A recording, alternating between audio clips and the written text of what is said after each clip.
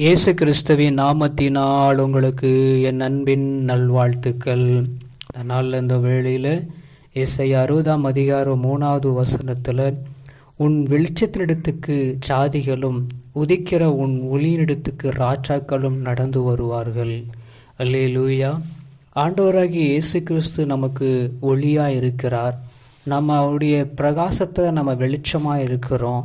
நம்ம ஒருவேளை நம்ம இருந்து கொண்டிருக்கிற சமயத்தில் கர்த்தர் நம்ம மேலே பிரகாசிக்க பண்ணி நமக்கு அவர் ஒளி கொடுப்பதுனால ஜாதிகள்னாக்கா பெரிய பெரிய ஜாதிகள் நம்ம இடத்துலையும் நம்ம உதிக்கிற நம்ம ஒளியிடத்தில் ராஜாக்கள்லாம் நடந்து வருவார்கள் சொல்லி எங்கள் வசனம் அழகாக சொல்லுகிறது.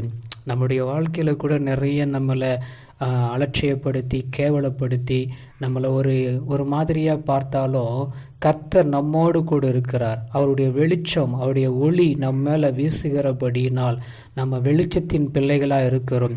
அந்த வெளிச்சத்தை பார்ப்பதற்காக நிறைய ஜனங்கள் வருவார்கள். அது மாத்திரமல்ல, ராஜாக்கள் நம்முடைய ஒளியிடத்தில் ராஜாக்கள் அந்த வழியாய் நடந்து வருவார்கள். கர்த்தர் நம்ம அப்படியாய் நம்ம உலகத்துக்கு வெளிச்சம் கொடுக்குறவங்களாய் நம்மளை வைக்கிற கர்த்தராக இருக்கிறார்.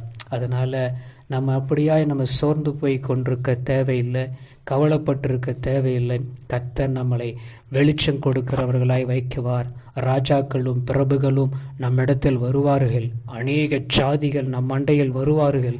அதனால் நம்ம கர்த்தரிடத்தில் நம்ம இருப்போம், அவருடைய ஒளியில் நம்ம சேருவோம், நம்ம பிரகாசம் அடைவோம். எங்களை கிருபையாக நேசிக்கிற எங்கள் அன்பின் நல்ல தகப்பனே, நீர் ஒளியாக இருப்பது போல எங்களை வெளிச்சத்தின் ஆண்டவரை நடத்துகிற தகப்பனாக இருப்பதுனால ஸ்தோத்திரம்.